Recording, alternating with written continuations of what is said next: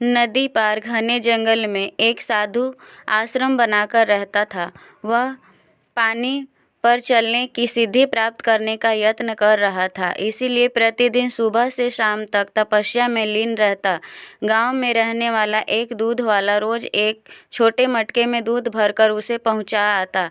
साधु अन्न ग्रहण नहीं करता था, वह केवल दूध का सेवन करता था। साधु को दूध पहुंचाने दूध वाले को रोज नदी पार करनी पड़ती थी, लेकिन वह बिना नागा रोज नियत समय पर आश्रम पहुंच जाता था।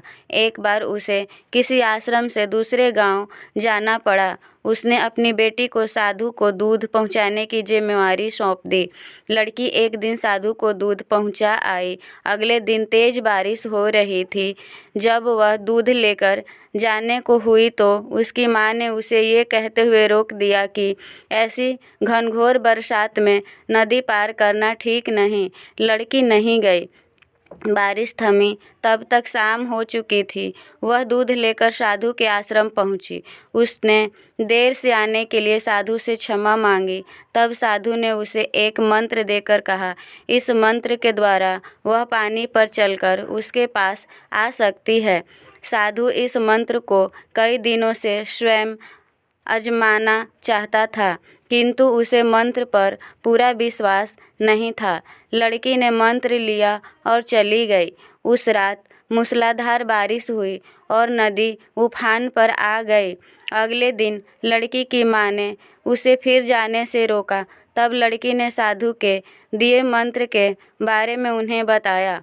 उस दिन मंत्र का जाप करते हुए उसने नदी पार कर ली। साधु के पास जब वह पहुंची तो उन्हें धन्यवाद देकर बोली, गुरुदेव, आपके मंत्र द्वारा आज मैं नदी पर चलकर सही समय पर आपके पास पहुंच सकी।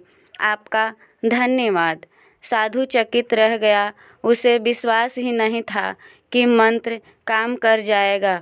वह लड़की के पीछे पीछे आश्रम से बाहर आया। उसने नदी के किनारे खड़े होकर देखा कि लड़की पानी पर चलते हुए जा रही है। वह खुश हो गया कि वर्षों से पानी पर चलने की सिद्धि प्राप्त करने का उसका मनोरथ पूरा हो गया। मंत्र जपते हुए उसने नदी के पानी में पैर रखा, फिर खींच लिया। उसे पानी में उतरते डर लगा कि यदि मंत्र ने काम न किया तो क्या होगा, लेकिन जब उसने लड़की को नदी के पार सही सलामत पहुंचते देखा तो डरते डरते किसी प्रकार नदी के पानी में उतर गया, लेकिन थोड़ी ही देर में वह डूब गया।